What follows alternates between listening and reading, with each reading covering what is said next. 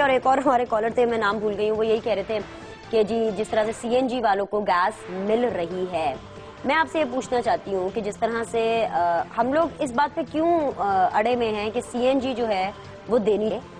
सर्दी है, बात ये है कानून में नुक्स है। सुन लीजिए मेरा पूरा सवाल तो सुन लीजिए, आप भी एकदम से फिर आ जाते हैं, मतलब बिखर जाते हैं। की बात कह दूं नहीं कि ये कानून में नुक्स है कि हम लोग ही अभी डी ट्रैक हुए हैं, हमें ही नहीं पता कि कहाँ जाना है, क्या बात करनी है, क्या नहीं करनी। नहीं, ये बात आपकी बिल्कुल ठीक है कि हमें असल में जो आप कह रही हैं कि हमें नहीं पता, बिल्कुल यही बात है कि हमारी पॉलिसी जो है ना वो यूं वेवर करती है, वो उसमें एक यूं कहिए कि वो एक सीधी तरीके से नहीं चलती, बल्कि वो उसमें ये आ जाता है कि इस हल्के को खुश करना है, इसको नाराज नहीं कर सकते, कोर्ट ने कह दिया ये नहीं कर दिया।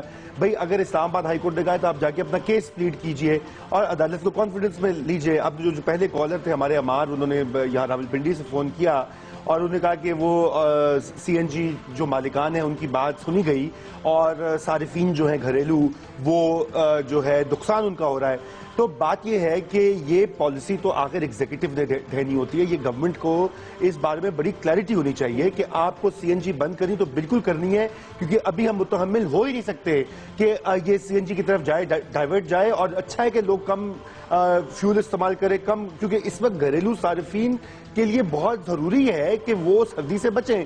सर्दी से अमवात हो जाती हैं, बीमारियां फैलती हैं वगैरह वगैरह। लेकिन ये जो अच्छी बात है वो ये है कि कम से कम अभी कतर के साथ हमने एक मायदा किया है, वहां से गैस इंपोर्ट कर रहे हैं और वो उसकी प्रोक्योरमेंट का जो प्रोसेस है वो इस वक्त जारी है। और आज जो उन्होंने प्रेस, ये आपने जो जिक्र किया मिनिस्टर की प्रेस कॉन्फ्रेंस का, शाहिद खाकान अब्बासी साहब की, तो उसमें उन्होंने यही कहा है कि अगले अक्टूबर तक वो प्रोसेस कंप्लीट होगा और गालिबन अगली सर्दियों में इस हद तक लोड शेडिंग नहीं होगी। अब ये वो अगली सर्दियों की बात कर रहे हैं, वो भी वही बातें कर रहे हैं जिस तरह से आप कर रहे हैं कि आप लॉजिक्स दे रहे हैं, जो कि आप जाहिर बात आपकी स्टडी आप लॉजिक्स देंगे, ओके फाइन। शाहिद खाकान अब्बासी साहब ने भी इसकी जो है लॉजिक्स दिए और लॉजिक से ज्यादा वो वजाहतें देने की कोशिश कर रहे थे कि पूरा इल्जाम आप ये हमारी हुकूमत पे ना डालें कि अगर गैस नहीं मिल रही है या हीटर्स नहीं चल रहे हैं या गीजर्स नहीं चल रहे हैं, ये असल में साबिका जो हुकूमतें हैं उन्होंने भी कोई काम नहीं किया। रजा रूमी साहब, शेर हुकूमत पाकिस्तान मुस्लिम लीग नून की पहली सर्दी, क्या हम उनको ये लीवरेज दें कि चलें जी पहली सर्दी है तो कोई बात नहीं, देखिए सर्दी में सब ठीक हो जाएगा? लीवरेज, मेरे ख्याल से लीवरेज आपको 100% तो नहीं दे सकते। वो इंचार्ज हैं, वो इस वक्त हुकूमत वक्त जो है वो मुस्लिम लीग नून की है और यकीनन उनकी जिम्मेदारी है कि वो ऐसी पॉलिसी मिक्स बनाएं और ऐसे तरीके से डिस्ट्रीब्यूट करें, बांटें जो कुदरती वसाइल हैं कि उसमें कम से कम लोग पिसें। ये तो बिल्कुल उनकी जिम्मेदारी है। लेकिन जो कंस्ट्रेंट है, जो मुश्किल है इस पूरी बिजली और गैस की सूरत हाल में, कि ये आज का नहीं है, 6 महीने का मसला नहीं है।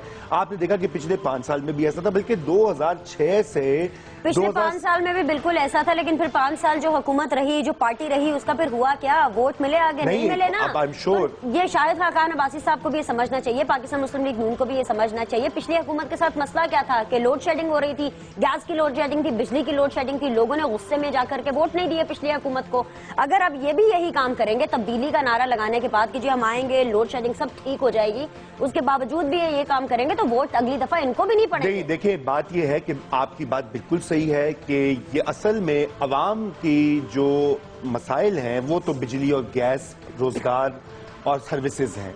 ये जो बाकी बातें हैं ना कि बड़ी बड़ी पॉलिसी साजी कर देना, ये कर देना, ठीक है, उसके दूरस असरात होते हैं। मगर जो लोगों का इस वक्त सबसे बड़ा मसला सरेदा सर्दियों और गर्मियों में और घरेलू सारिफीन का, सनत का, वो तो ये एनर्जी का है। और इसमें जो ईरान के साथ हमारी पाइपलाइन का एक माहिदा हुआ है और ईरान ने, देखिए उसमें होना यह था कि ईरान अपनी जानिब से हमारे बॉर्डर तक अपनी पाइपलाइन बनाना, और ईरान ने वो मुकम्मल कर दिया, तकरीबन 100% उसने पाइपलाइन खड़ा कर दिया। अच्छा, इधर नहीं, इधर पैसों से ज्यादा और मसाइल है। पैसे तो देखिए हम इतने गरीब भी नहीं है, आप इसकी बात हम रोते रहते हैं, कशकोल उठा उठा के बात करते हैं।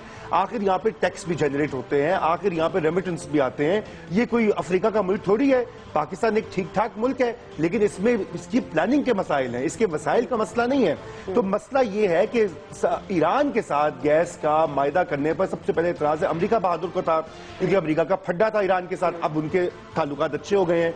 دوسرا جو اعتراض ہے وہ ہمارے بہترین دوست سعودی عربیہ کو ہے، کیونکہ وہ اور ایران جو ہے ان کی تو جو ایک مقاسمت اور ایک آئیڈیولوجیکل کشمکش جو ہے وہ ہم اس کے سینٹر میں ہیں، اور وہ یہ سارا سیکٹری مسئلہ بھی سے لنکڈ ہے۔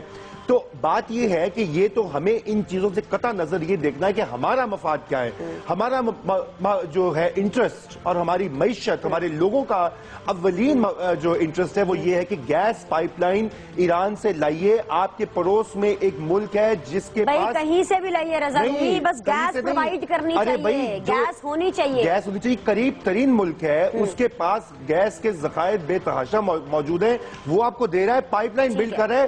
آپ یہاں پہ بیٹھے ہوئے ہاتھ پہ ہاتھ دھرے ہوئے اس سے ڈر رہے ہیں، اس سے ڈر رہے ہیں۔ آپ میں جو ہے ضرورت نہیں ہے کہ پالیسی کو آگے لے کے چلیں، بنائیں پائپ لائن، اور 18 مہینے کے اندر ضرورت سے زیادہ رضا رومی کلیئرٹی کا مسئلہ ہے، بھائی کلیئرٹی پیدا کریں، گیس لوگوں کو چاہیے، کچھ سوچے ان کے بارے میں۔ بریک لینی ہے مجھے، بریک لینی ہے۔ 18 مہینے میں یہ پائپ لائن مکمل ہو سکتی ہے، اور اس سے آپ کا ایک بہت حد تک 40 سے 50% گیس کی شارٹ فال کم ہو سکتی ہے۔